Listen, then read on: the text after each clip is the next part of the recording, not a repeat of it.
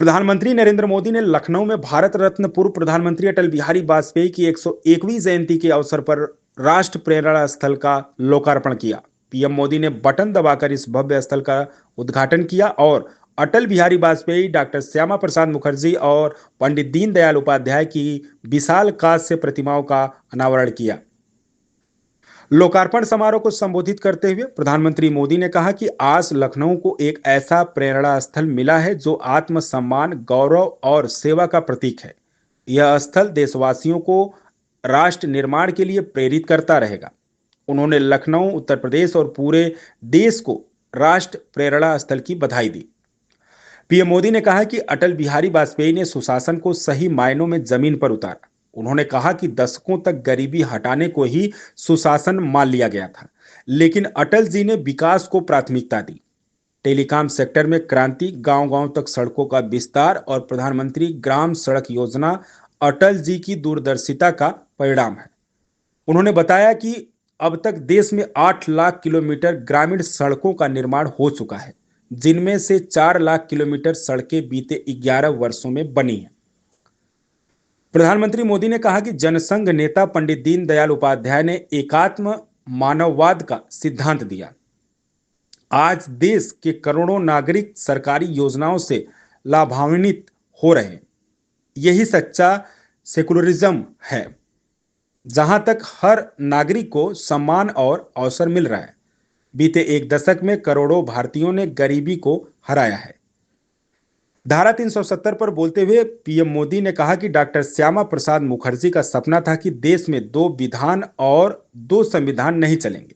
उन्हें गर्व है कि भाजपा सरकार को जम्मू कश्मीर से धारा 370 हटाने का अवसर मिला और डॉक्टर मुखर्जी का सपना साकार हुआ।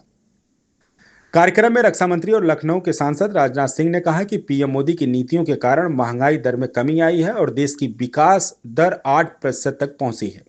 उन्होंने कहा कि आज अंतर्राष्ट्रीय मंचों पर भारत की आवाज मजबूत हुई है और पूरी दुनिया भारत को गंभीरता से सुनती है।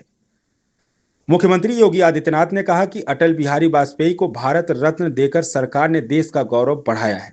उन्होंने कहा कि श्यामा प्रसाद मुखर्जी, पंडित दीनदयाल उपाध्याय और अटल बिहारी वाजपेयी जैसे राष्ट्र नायक सदैव देश का मार्गदर्शन करते रहेंगे।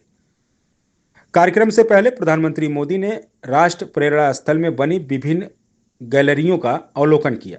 उन्होंने बंगाल विभाजन के दर्द को दर्शाने वाली गैलरी के साथ साथ पंडित दीनदयाल उपाध्याय और अटल बिहारी वाजपेयी के जीवन से जुड़ी गैलरियों को भी देखा।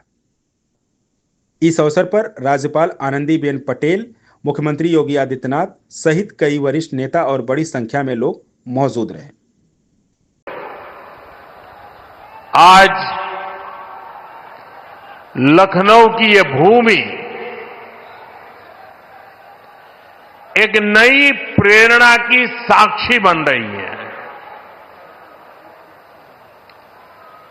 इसकी विस्तार से चर्चा करने से पहले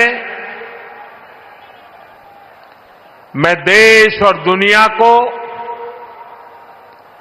क्रिसमस की शुभकामनाएं देता हूं। भारत में भी करोड़ों ईसाई परिवार आज उत्सव मना रहे हैं। क्रिसमस का ये उत्सव सभी के जीवन में खुशियां लाए, ये हम सभी की कामना है। साथियों, 25 दिसंबर का ये दिन देश की 2 महान विभूतियों के जन्म का अद्भुत सुयोग लेकर भी आता है। भारत रत्न अटल बिहारी वाजपेयी जी, भारत रत्न महामना मदन मोहन मालवीय जी, इन दोनों महापुरुषों ने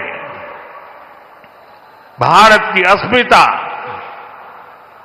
एकता और गौरव की रक्षा की और राष्ट्र निर्माण में अपनी अमिट छाप छोड़ी। साथियों, आज 25 दिसंबर को ही महाराजा बिजली पासी जी की भी जन्म जयंती है। लखनऊ का प्रसिद्ध बिजली पासी किला यहां से अधिक दूर नहीं है। महाराजा बिजली पासी ने वीरता, सुशासन और समावेश की जो विरासत छोड़ी, उसको हमारे पासी समाज ने गौरव के साथ आगे बढ़ाया है। ये भी संयोग ही है कि अटल जी ने ही वर्ष 2000 में महाराजा बिजली पासी के सम्मान में डाक टिकट जारी किया था। साथियों, आज इस पावन दिन